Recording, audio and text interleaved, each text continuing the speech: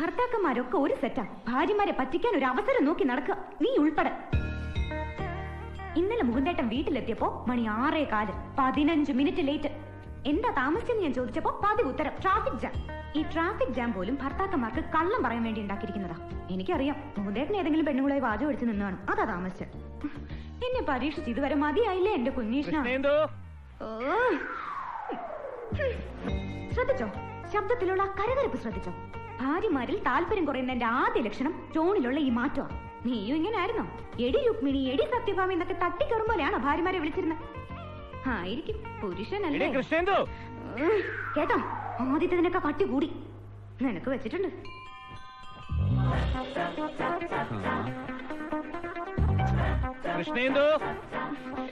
എന്താ ഇതെന്താ ഒരു മാതിരി നരച്ച നിറമുള്ളൊരു ഷർട്ട്? എന്റെ ചുവന്ന ഷർട്ട് ഇവിടെ. ഞാനതെടുത്ത് മാറ്റി വെച്ചു. എന്തിന്? ലൈറ്റ് കളേഴ്സ് ഇട്ടാ മതി. കടുത്ത കളറൊക്കെ പെൺകുട്ടികളിൽ ആകർഷണം ഉണ്ടാക്കും. എന്റെ ഈശ്വര, ഈ വർത്താനം കേട്ട് കേട്ട് ഞാൻ മടുത്തല്ലോ. ഞാനിന്ന് തുണി ഉടുക്കാതെ പോവാൻ പോവാ. അപ്പൊ കൂടുതൽ രസമായിരിക്കുമല്ലോ. എന്റെ ഗുരുവായൂരപ്പ, കാണാം പെണ്ണുങ്ങൾ ഉണ്ടെന്നറിഞ്ഞാ എന്തും ചെയ്യും ചില ആണുങ്ങൾ. ചട്ടി വെച്ച് തന്നിട്ടുണ്ടല്ലോ. അയ്യോ കൃഷ്ണേന്ദു,